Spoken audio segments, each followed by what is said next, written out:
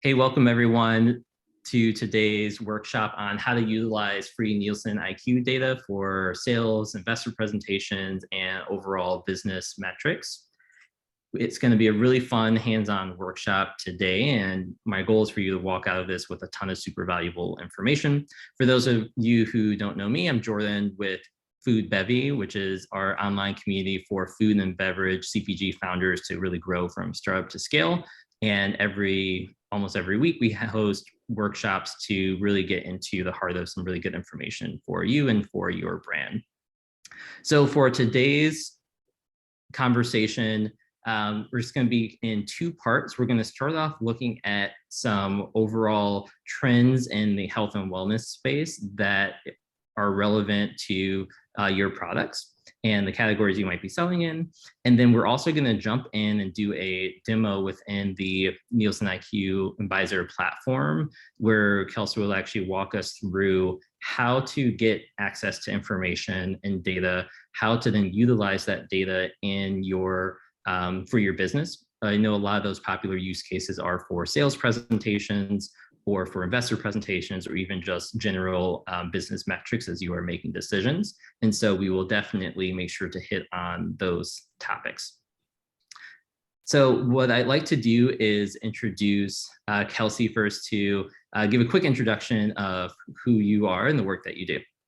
Yeah, nice. Thanks, Jordan. Nice to meet you all. I'm Kelsey Michel. I work on the Byzzer platform, which I'm going to show you in a little bit, as one of our product leaders. I've spent almost 12 years now in the CPG space, working with retailers and manufacturers on base measurement all the way up through analytics.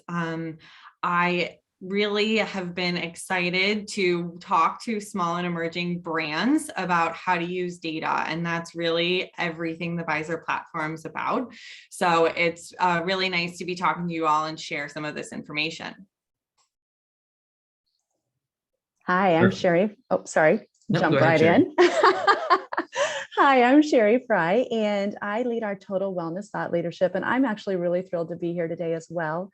We wanted to share with you some kind of overarching trends that we're seeing that we think are relevant, but also that we think are relevant to your brand, some things in terms of how you might want to think about things, but also in terms of how you might want to be talking to and positioning this information to retailers and also investors. So you're going to see these overarching trends, some very specific things that we're tracking against, and then Kelsey's going to take you into, well, how do you look at those specific trends that I'm going to share with you? So with that, I'm going to go ahead and share my screen.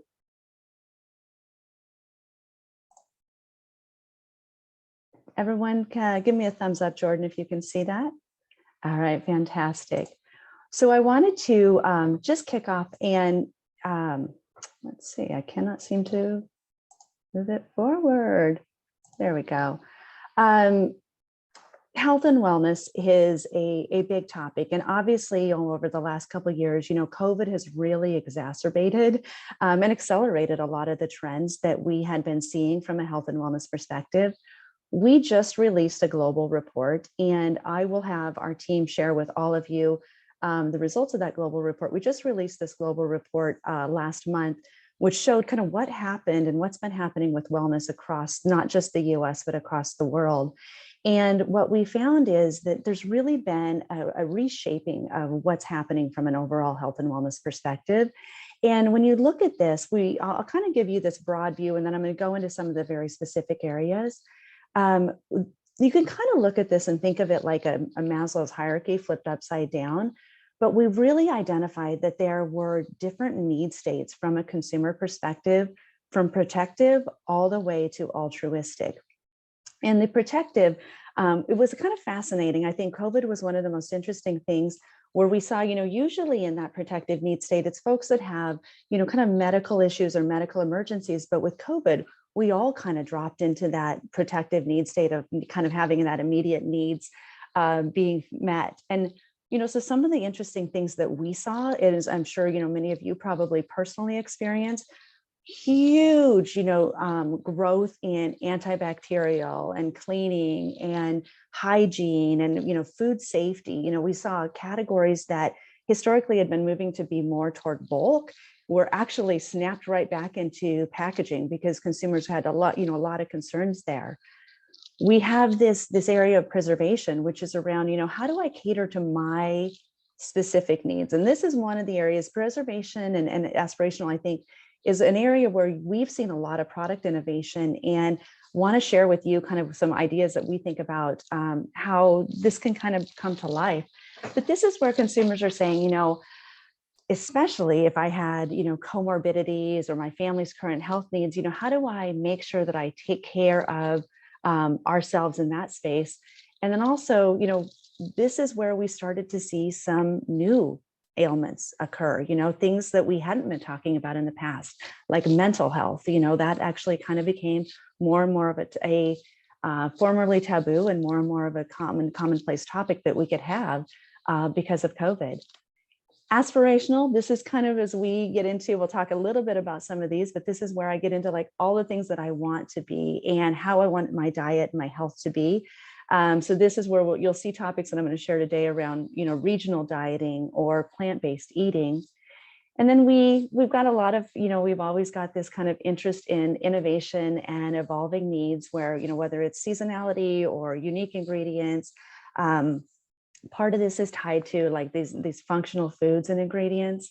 And then finally, that's this area, which we think is really kind of the future state of our entire industry, and that is altruistic. And that is, how do we not just take care of ourselves and our own health, but how do we look at not just the health of our planet, but also the health of our fellow humans and the health of animals. And we're not saying with this hierarchy that your product would only fall into one need state. In fact, kind of what we would recommend is that you look at all of these need states and you can see, maybe I'm meeting the protective needs with my packaging, but I'm also meeting the altruistic needs and those aspirational needs. So the ability for you to kind of think about how your products play across that entire hierarchy of the consumer need states. Now, specifically for food and beverage, we have been looking at two major themes. One, the planet matters more, right? That we do care more about the planet. And the second is that we are seeing that consumers are more empowered than they have ever been before, more proactive about taking their health into their own hands. And so these are two big things. You can see some of the topics that we track underneath those. So this idea of consumers eating food as medicine, this trend of specialty diets, sustainability, and then clean label, which these are kind of some of the topics that I'm going to share with you in a little more detail today. Our research, I just wanted to share a little bit about this kind of look at sustainability. I think that's the big one here. Our research and much other research in the industry has shown that consumers' interest in caring about the environment really dramatically increased over COVID. And it also, what we saw is that they started to say, I'm ready to take action. I'm ready to actually do things. And whether it was caring about the local community or whether it was personally, how am I going to have maybe a more carbon friendly diet? We saw consumers saying like, okay, it's time. And I also now am being enabled more than ever before with manufacturers telling us what they're doing and sharing this information online. And technology, I'm going to talk a lot about kind of how technology is going to play a part more so than ever before in terms of how you communicate with consumers and how they will capture information about their health overall. So we track, I'm going to show you two specific slides, kind of how we look at sustainability, but we track sustainability across 80 different metrics. And frankly, I think, we're even saying, sustainability is probably a little bit of a misnomer here, right? Because it's not even about sustainability. How do I minimize my impact? I mean, the conversation has moved to how do we regenerate? How do we put back to our earth? And as you can see here, again, it's not about only the earth. It's about how do we treat other humans? It's about how do we treat the animals? So we look at, we actually track, and Kelsey's going to be able to show you a little of this in more detail, over 80 attributes on sustainability, because it really is so diverse. It means so many things. And, we think that this is, you can see, and just so you know, a lot of times when you see the data that I share, especially here in 2021, we will typically do versus year ago, which you see in black, and then versus 2 years ago. And the reason for that is COVID was such a huge spike that when we look at the 2 years ago, that allows you to kind of see what's really the trend versus just, 2021 is kind of a recovery from the huge spike that we saw in 2020. And so you can see here, great growth in these areas across this is for the total store. And then here on the next slide, what we wanted to show you was specifically across the departments. And we wanted to show you really, because you were all food and bev manufacturers, you are leading the way. I mean, this is really where we are seeing the greatest growth across all of the areas. And in particular, I wanted to call out that I think one of the most highly penetrated, we see this continuing to grow, but one of the most highly penetrated is in the sustainable packaging area. If you want to, I know I just see a question, but feel free to just drop it in the chat, and we'll kind of capture those toward the end before I transition over to Kelsey, if that's okay. Now, the idea of what does this look like? How is this going to, occur going forward? We also wanted to share with you, we think there are some interesting things occurring. One is in the beauty industry, you may or may not have seen this, but the beauty industry has kind of said, we're going to come together and create a consortium, an agreement on what we are going to measure from a sustainability perspective. We did a sustainability webinar earlier this week on Tuesday, and we can give your teams that we can give you the link to that. It's an on-demand access. But one of the things, we so often get from clients is, can I charge more for this? Can I charge a premium? And, our initial research and what we shared on Tuesday is, yeah, there's signals that you can charge a price premium, but you can also see what the beauty industry is saying is, hey, you know what, we actually don't think this should be that marketing differentiator. This is kind of what we should all be doing, and that should be table stakes. So just kind of a perspective I think we wanted to share, because we think that's an interesting thing occurring in the beauty industry that may or may not start to trickle into some of the other departments across the store. The other is that, retailers have always kind of had a, good for you, or they're signaling on their shelves of what are good products. But I think Walmart, many of you probably or may have attended their sustainability summit a couple months ago. And, this idea of it's not just, better for you, but it's also what's better for the planet. And so retailers are looking at, more and more retailers are looking at not just this, what are the ingredients and how is it, Walmart's program in particular, the products must meet, third-party certifications, they've got to be matching up against industry initiatives like sustainable forestry. And they've also, they're kind of tying in their better for you clean label a little bit. So it's, also item attributes around, this isn't made without sulfates. So we share this with you because we think this is going to become more and more that we will see across all retailers, where they're going to be giving this kind of communication and signals to consumers. And so for you to be able to, when you're going in and talking with retailers, understand from your sell-in and your pitch, do I or don't I, do my products or don't they fall in to the retailer's definitions. Now, this final area we also think is pretty fascinating is that, and this is very tech enabled, we're seeing that carbon tracking is becoming more popular. And this is actually MasterCard, who had just starting to, had rolled out earlier this year to say, hey, we can start to help you track your carbon footprint. Now, we've seen some stats as high as that there are 10% of consumers that are eating a carbon-friendly diet, which I think is fascinating, because that's like the same number I think we're seeing on keto. And keto gets all the conversation. But what is interesting specifically for you here around this technology is we also think there's this kind of changing of the guard of what we communicate to consumers and then what they're actually going to get about our brands and information, regardless of whether we communicate it. So things like these carbon trackers, things like these monitors, are just, again, ways that consumers are going to be enabled now and in the future in terms of really what's happening with their products. Sherry, quick question. Are Sure. you seeing sustainable packaging as a differentiator for a product, or do you see it more like in the beauty space where it's just to become a table stakes or standard? So it kind of depends on the sustainable packaging. At a bare minimum, the recyclability, right? That's kind of the table stakes component. But where we are seeing some interesting growth is in the TerraCycle, in some of the BPA free, some of those sorts of things. And I think, we're starting to see some interesting things across the pond around food-based packaging, right? That actually dissolves and disintegrates. And some of those things, I think, as those continue to evolve, we'll continue to see those kind of be on the leading edge of price premium versus, I think what's happening is as the industry adopts, things become table stakes from a consumer perspective.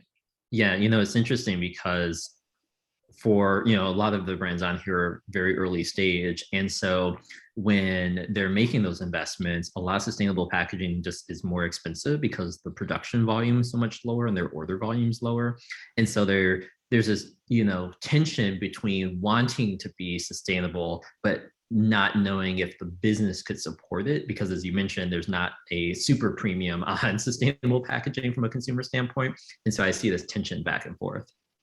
I think a couple things I would just say too. I agree with you completely. And I think from a consumer perspective, and I shouldn't say this because I'm NielsenIQ and I serve all clients, but we do see that consumers have a higher level of trust in smaller brands when it comes to topics around, is this clean and is this sustainable? And is this kind of a mission-based or doing good? So just in general, smaller brands tend to have that halo effect from a consumer perspective. But the other thing that we do know is that consumers, this idea of transparency, it really is authenticity. And so consumers actually recognize that it's a journey, right? And for many brands, and in fact, I think some brands actually sometimes shoot themselves in the foot a little, where they start to be all things perfect on day one versus iterating along the process. But the key there is communicating to the consumer, where you are and then where you want to continue to evolve. But knowing that, there's I think from a consumer perspective, there's such a level of buy-in and respect when they can see that there's a path and they're not expecting you to be bright on day one. Perfect. Thanks. Absolutely. That's a great question. We did not know if you, how many of you were following this path, but we just wanted to share this with you. This is done with NielsenIQ data and with a partner of ours from Circle Up. And what they did, we wanted to share it because we actually thought it was really fascinating.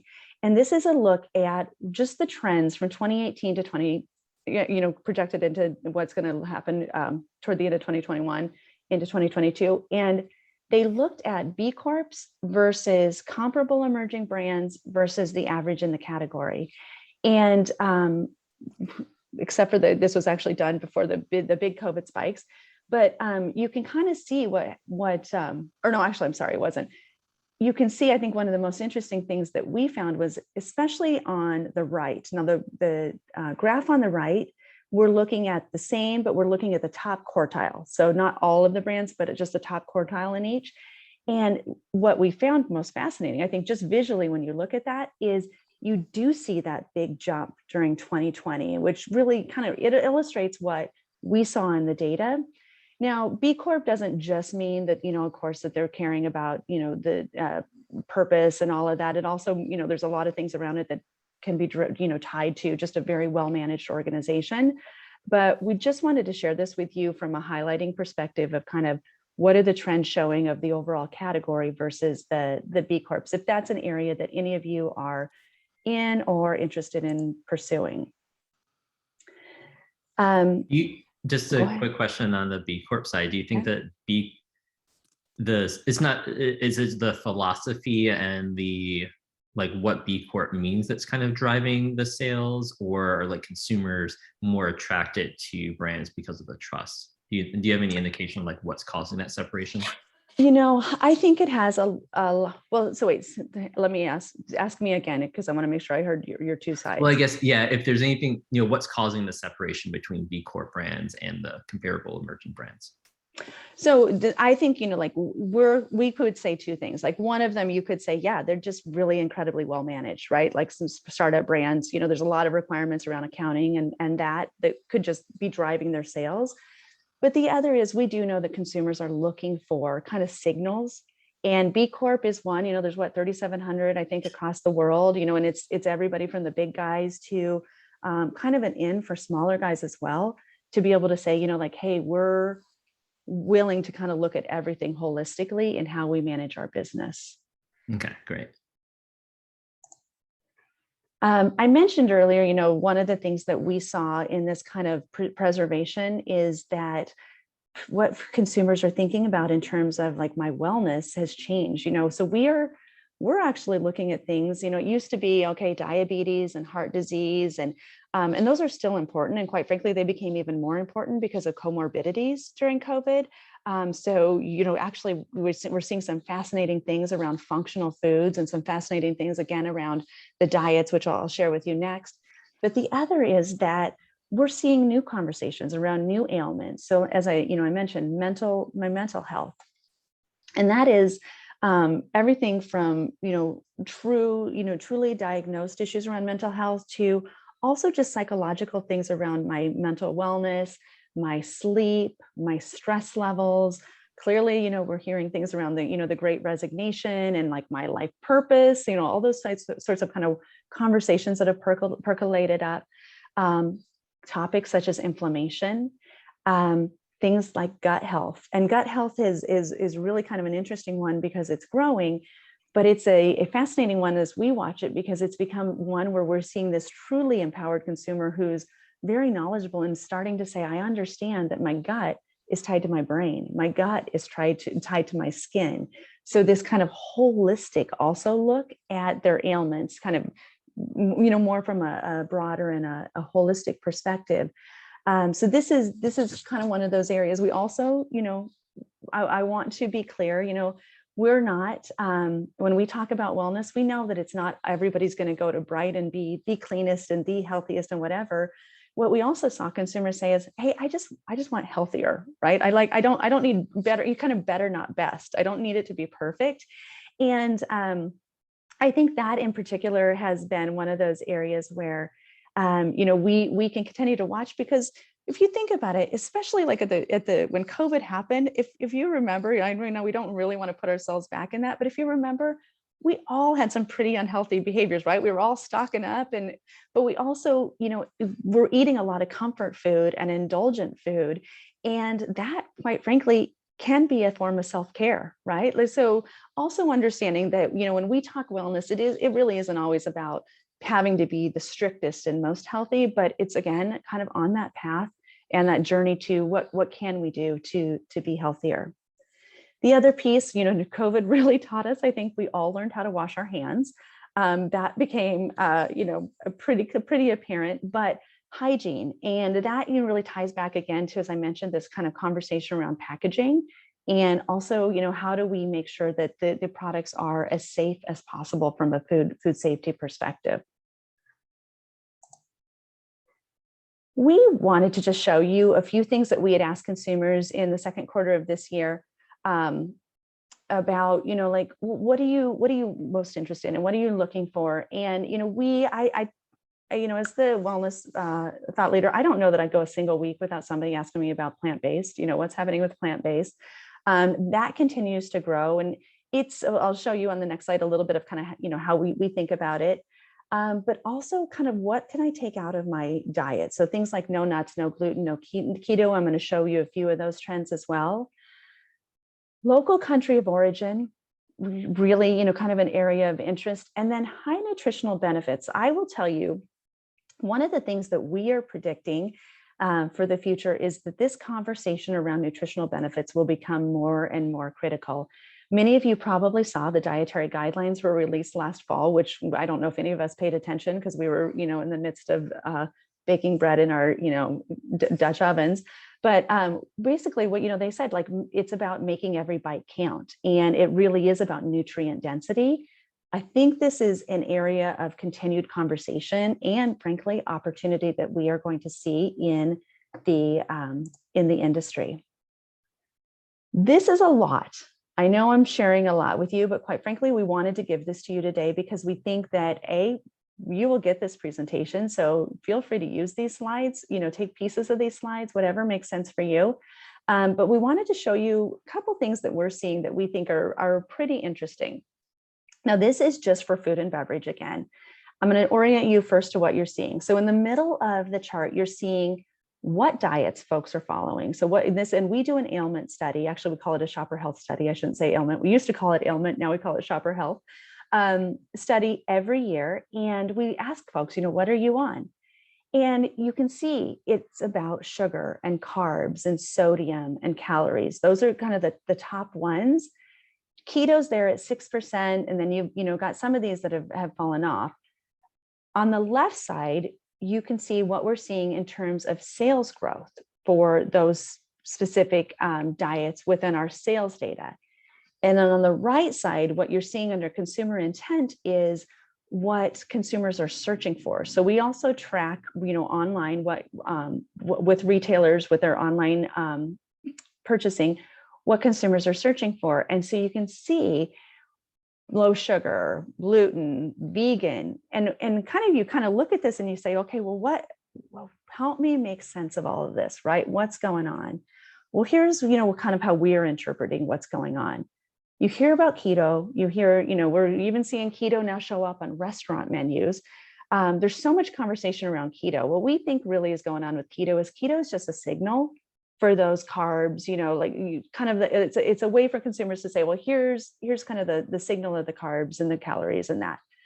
The second is with those high searches in vegan, really what's going on is just in general, we think overall more and more consumers are saying, they may have tried the Whole30 diet, or they may be trying to eat more vegan, but it's not that they're doing that specifically. I mean, quite frankly, even the keto diet is pretty tough to maintain. So it's this idea of principles of this. So they may have tried it. And for instance, we're seeing, and you probably, for any of you that play maybe in the BevAl space, we're seeing this also tied to this kind of, this playing around, right? This like sober curious, this mindfulness where consumers are saying, well, I want to eat more plant-based, right? Like I'm not going to go fully vegan or vegetarian, but I want to eat more plant-based. Or gosh, you know what? When I eat dairy, I just know I don't feel that great. So kind of cutting out those components, but not holistically. But you still put a great, really fantastic ice cream in front of me, and I'm going to eat it. So this is a little bit of kind of what we're seeing in the overall trends we think are.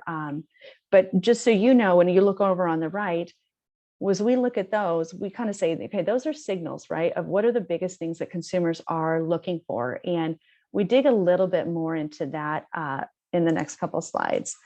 And I apologize, Kelsey, I will speed up. I don't know how I get so windy. I'm just going to quickly say on this slide, plant-based is growing. We're seeing huge searches for it. We're seeing sales increase. And the biggest highlight I want to call out is that we're seeing it across all categories, even categories to which you would say, well, gosh, I wouldn't have really thought that had been a healthy category. The other key area that we wanted to call out for you is clean label. And, we're seeing this grow. It's growing at faster than we're seeing in terms of total food and bev.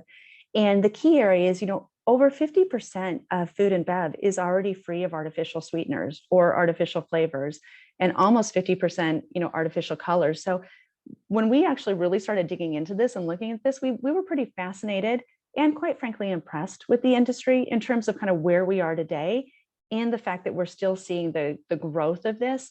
Clean labels growing across the store, whether it's preservatives or, fragrances, whatever it might be.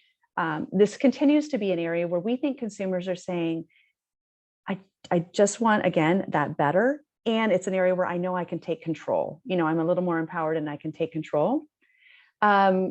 We also, many of you, as you were smaller and as you were beginning or kind of in that, next phase of your business, as you move to different facilities and you're, kind of looking at your manufacturing, we also wanted to share a little bit around allergens. We had done an allergen webinar last month, and we know that this is a hot topic for consumers. It affects many consumers. And we wanted to share with you that we also are seeing that this is, from a gluten perspective, that's one of the top searches that we're seeing. Consumers that are searching for gluten, lactose, and dairy are kind of the top ones across the board.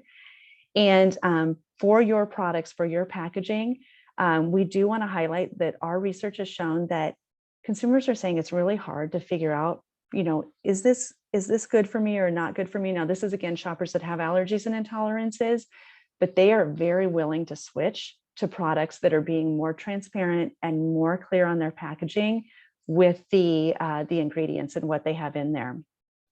And as I turn it over to Kelsey, what she's going to do is she's going to kind of take a look at some of these specific attributes that we looked at and show you how you can analyze them with your brand in the data.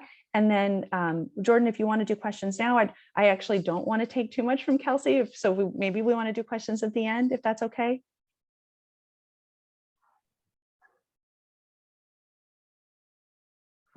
Oh, sorry. Yep.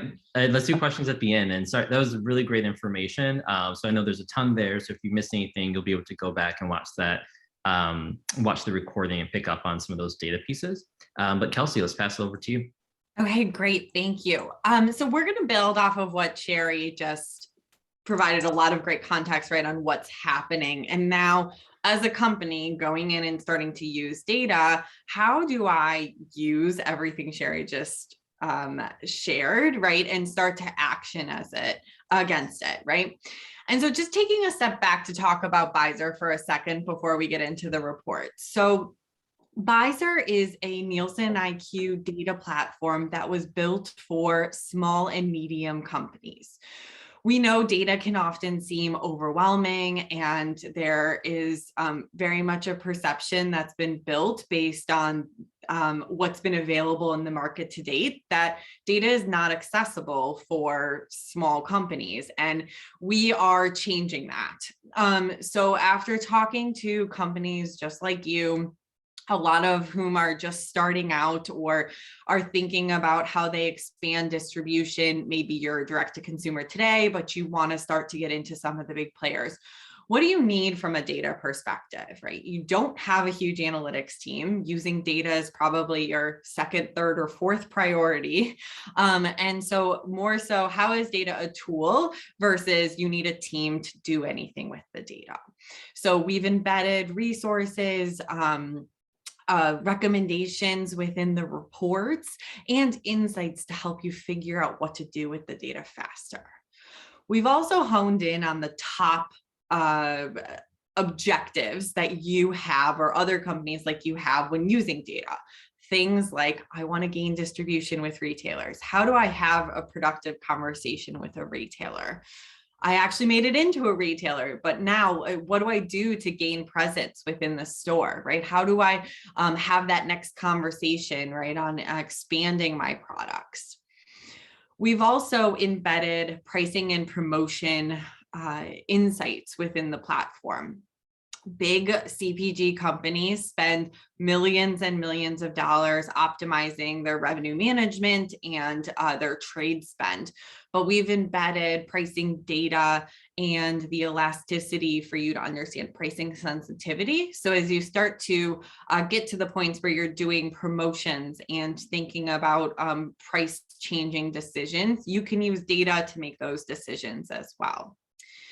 Innovation is a big one, right? A lot of line extensions are occurring. You're thinking about what's my next category, and therefore what characteristics do I need to go after? What should I claim? What should I be qualified for? Some of the things that Sherry just talked about. Knowing those trends from the data as you're making those decisions on where do I go next will help you to make sure you're set up for success. And then lastly, within the platform, even our basic level subscriptions, we have shopper information included. So everything we've talked about to date has been very much based on the Nielsen measurement in terms of what's sold at retailers. But Nielsen also has a lot of data on the people who are buying, and therefore we can provide not just information about what's being purchased, but who is buying the products and how are they buying them. So our entry-level subscription, for example, has demographic data on categories. So you can see what's the income, what's the demographic makeup, right, of the people who are buying the category I'm in. A couple different features that are available in the platform. So we're going to spend a lot of time talking about the reports and the templates, and I'm going to go in and show you some examples of reports that I think are going to be really helpful for a couple of the core questions we get. But we also have a lot of other data components that are available. So My Alerts is one that's great for small companies, right? You don't have a lot of time, but you can set up these alerts, which gives you an email delivered directly to your email inbox. This is my actual email inbox with an example. And it tells you, hey, for the latest 4 weeks, your sales were X, what the growth was, what the growth of your category was, and how am I doing versus my competitors. So no action needed from you on a weekly basis. This just comes to help you keep track of your KPIs. Towards the end of the session, I'm going to talk about the free subscription. Well, what's available to you today for free? You get access to one alert for free. So if you do nothing else, go set up one of these alerts to get kind of those top level data points for your brand. The other things that are available, Brand Score is our analytics tool. Think about your credit score and kind of looking at a level playing field, right, on how is a person performing in terms of their credit and financial journey.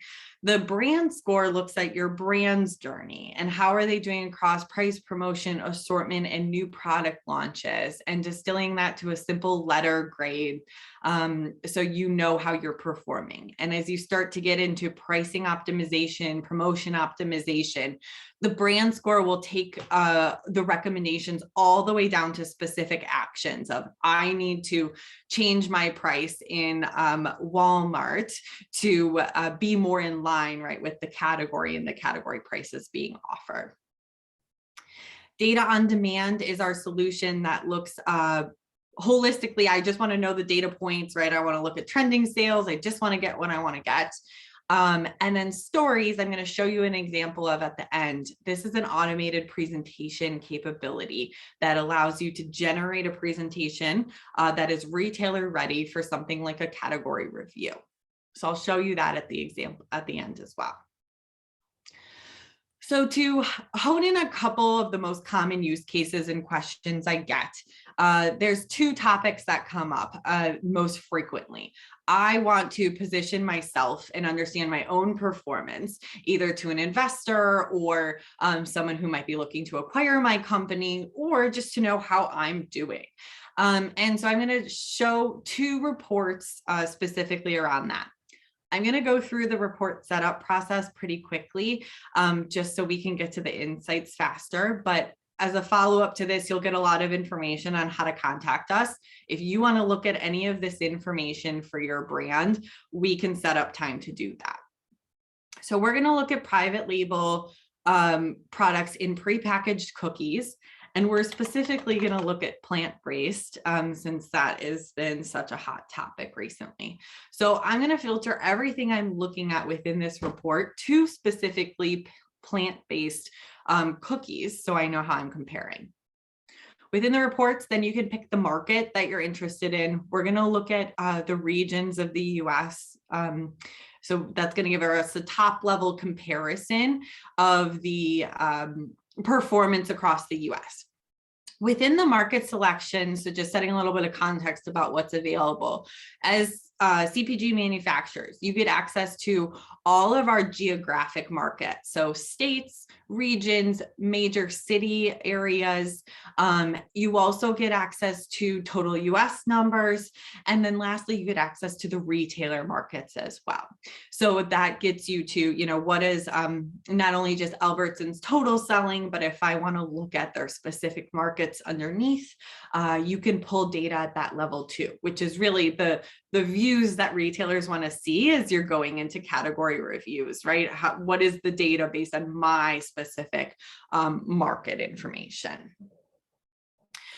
So most of the reports run pretty quickly, as you just saw. The top is going to tell us what we pulled. So prepackaged cookies we're doing private label because I didn't know who was going to be on the call. I didn't want to call anyone out. So we can do this for your specific data. It's just an example. The latest 13 weeks in plant-based. I should also call out in the free subscription, you're going to be able to see your own information too. So that's important to call out as well. This next section is going to give us some high level numbers, but for the sake of time, I'm just going to drill into specific points here. So on the bottom, I have those regions that I pulled. And so I can see overall within the total fast moving consumer good retail market, private label prepackaged cookies in plant-based protein is 37.2 million. And that's growing at 16.7%. And you can see that's growing across the regions as well, which is great. That's a good story for investors, right? Investors want to see you're not dependent on one retailer or one market. The healthier your brand is, the more widespread your performance is going to be. And then I'm going to skip over a lot of really awesome measures in this report and then benchmark to the category overall. So now I'm looking at prepackaged cookies, plant-based, not just my brand of private label, but across the entire category. And you'll see it's a huge category, so a lot of room for me to grow as this brand. And it's only growing at 4.4%. So as I start to talk to investors, hey, I'm in a growing category. I'm right now a small aspect of that growing category, and I'm outpacing the category in terms of growth, right? So I'm leading the way, and I'm doing so across all of the markets. I'm going to now look at another really a favorite report, which is the Business Driver Waterfall report. This report dissects performance in a different way. So right at the previous report, we were comparing the brand's performance to the category and kind of looking at those top line measures across markets. This report is going to then drill more so into the drivers of performance. So again, I'm picking the private label prepackaged cookies. We're going to look at this total FMCG, which is the total fast moving consumer goods market. And then we're going to look at the latest 13 weeks as well. So very similarly to some of the KPIs we just looked at, right, cross market, investors are also going to want to see that your performance isn't just driven by one lever, right? As we're thinking about the drivers of promotion, price, promotion, assortment, distribution, are you just flooding the market with new items and that's why you're performing well? Or are there other foundational measures as well that are driving your performance and therefore you're a really healthy brand? So we're going to get the same KPIs across the top. You'll see that $37.2 million in sales. We're up 16%. That's the same numbers you saw in the previous report. And then this waterfall chart, it's also nice to look at too, right? Breaking it down. But we see due to price changes, so that's you increasing price, that's driving $2.5 million in sales. We then see changes due to competitive prices. That's your competitors raising price. And we actually know the impact of that to your brand because of Nielsen's best-in-class core models elasticity. And that elasticity is the measure of price change impacts. And that's used by top companies, same exact model, but we're providing it to you in this subscription as well. Changes due to distribution. So that's just gaining more shelf space. Due to promotions, so in-store activity that's being done on promotions, and then new items. So you can see performance is really being driven by all of the pillars across the store to help drive sales. There were a few items that were dropped, but really didn't impact much.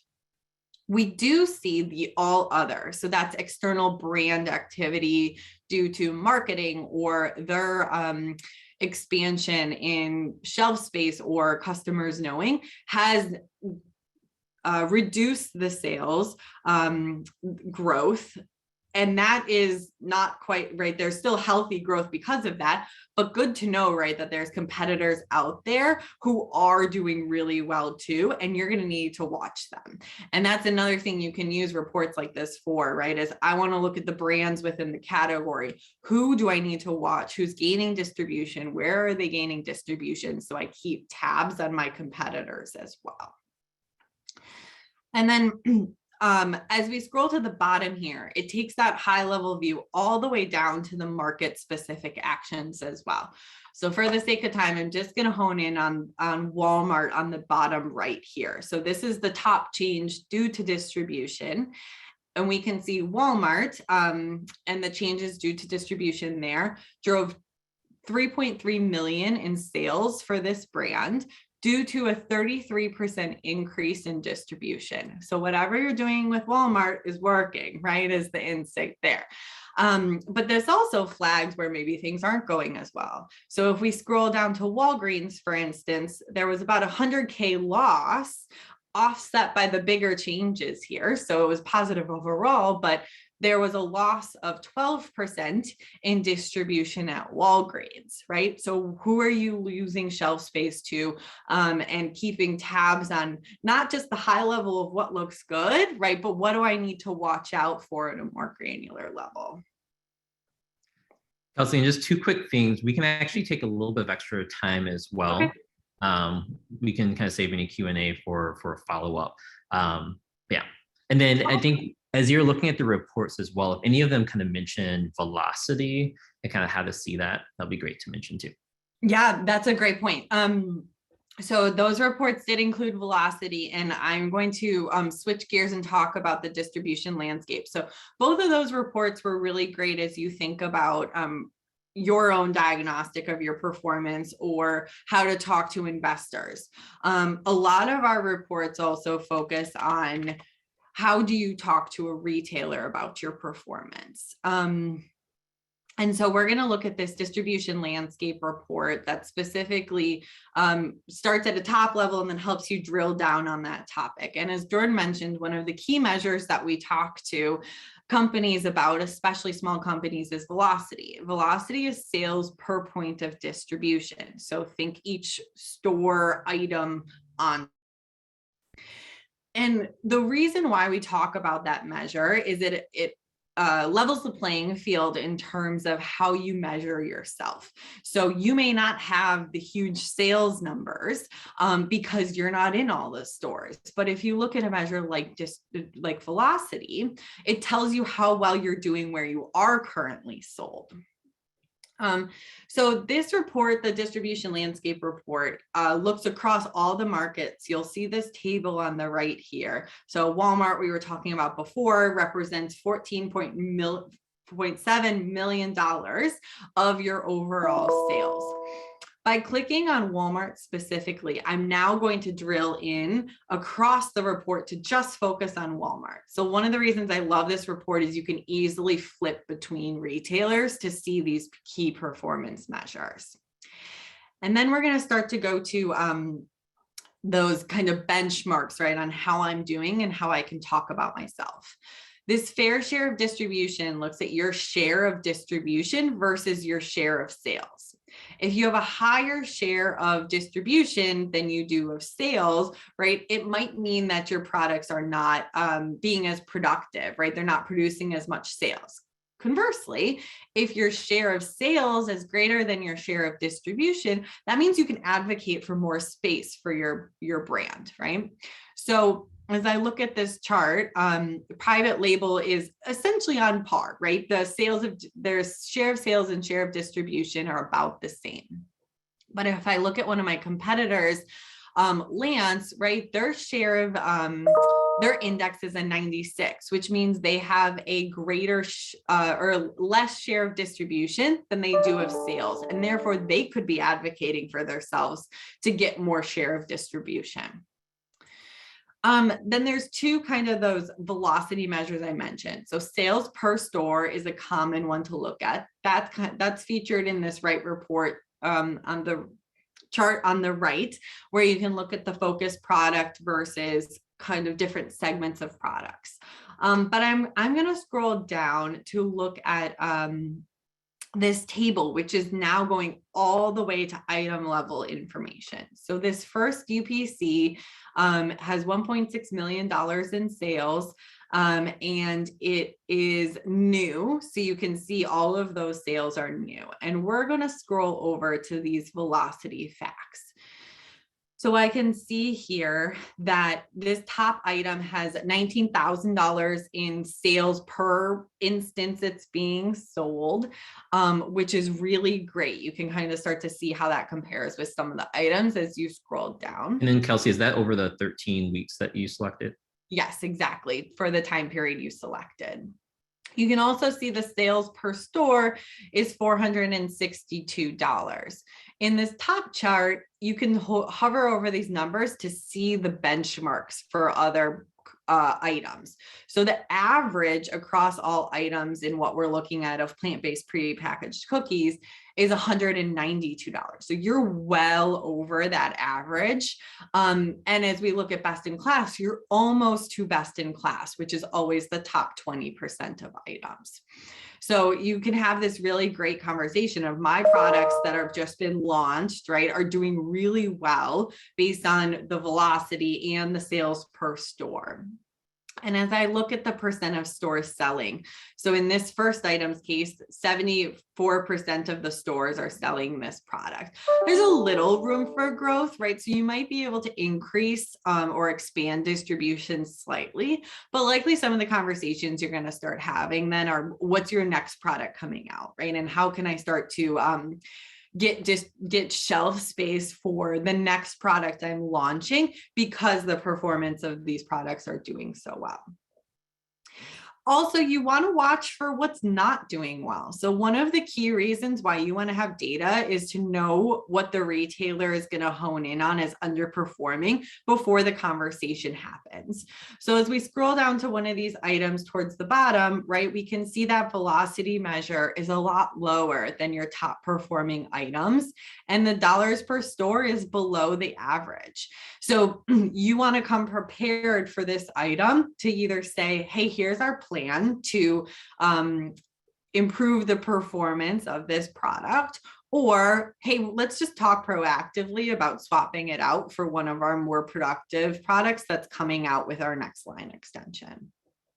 What I love about that, Kelsey, is a lot of times brands go into conversations with buyers and they don't really know how their full product line they're doing. They have an inkling, but the buyers are often looking at data like this. And they have their own internal data, so they know exactly how it's doing.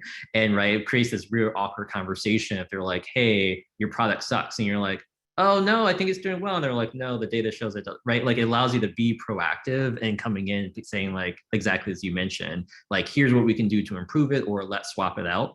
And then they're like, okay, well, I was going to cut you, but if you have a better idea, maybe we can try that. Exactly. I think that's the key point, right? It could just be as simple as a pricing issue, right? And you're the wrong price point, or you're put in the wrong space in the store, right? Maybe you're not being put next to the right items, and therefore when someone's coming in for a certain product, they're not looking in the right spot. So there's a lot of ways to increase or change performance, but knowing is always the advantageous point, right, for this. So we have lots of reports that start to get at some of these insights like this. And even to the point where we're actually telling you, hey, here's your dollar opportunity from expanding your distribution, right, at a retailer, or here's your dollar opportunity for adding new products, or here are your products that are at risk, right, and how much sales you would lose if they were delisted. So there's a lot of different opportunities there.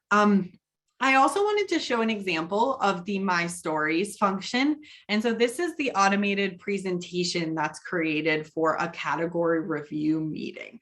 So you can go in, run this, right? Pick Walmart specifically for the same category of plant-based cookies and see how you're doing, right? So sales in the latest 13 weeks, right? How is the category doing overall?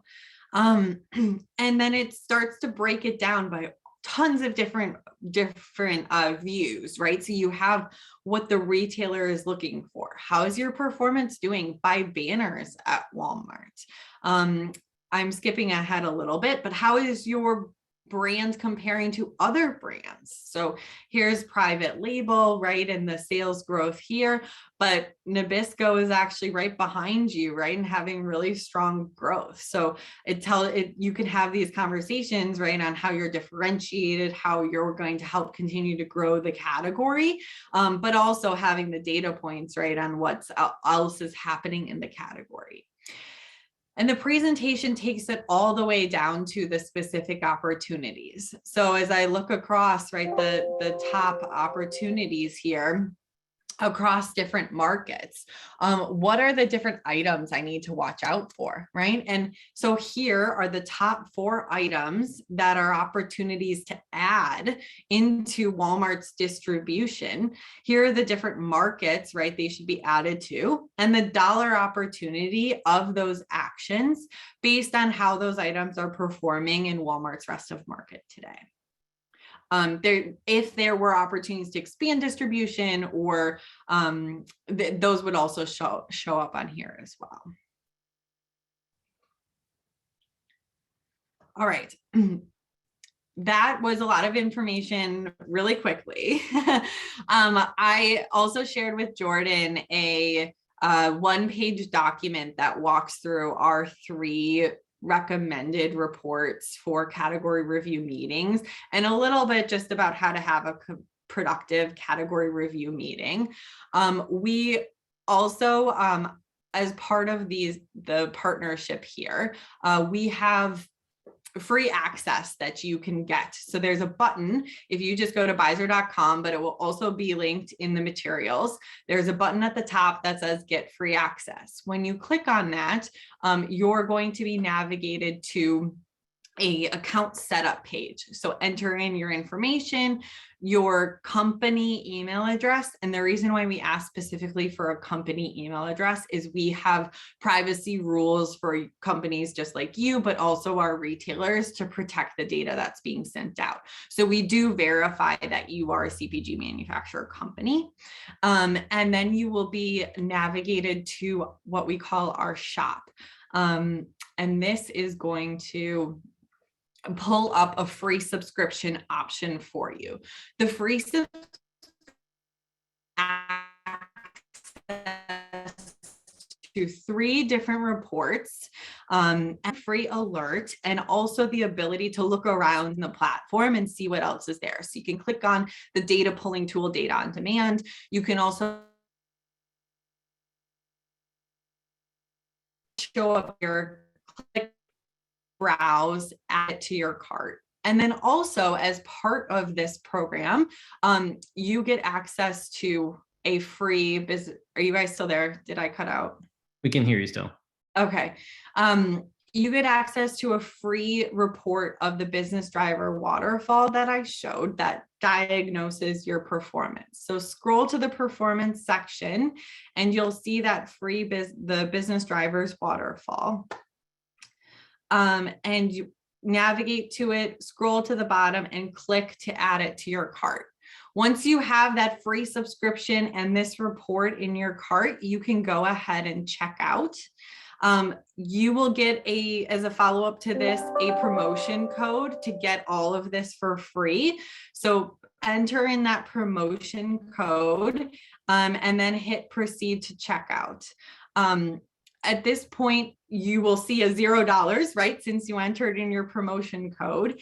And you also do not need to enter any credit card information in. So just click this invoice button. You do not need to enter credit card information, and then you can go ahead and continue.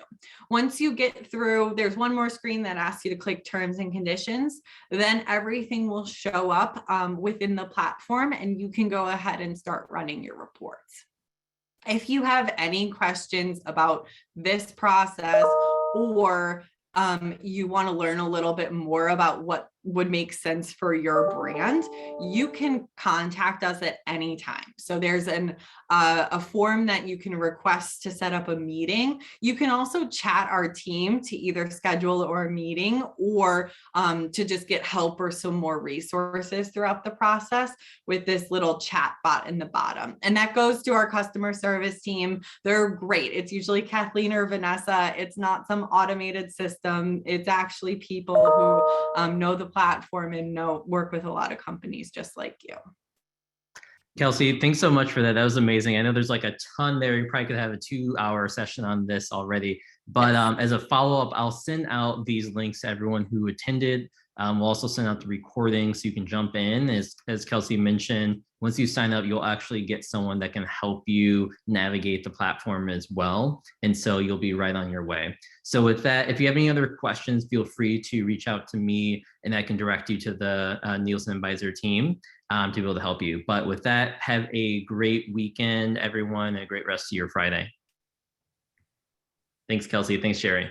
Thank you.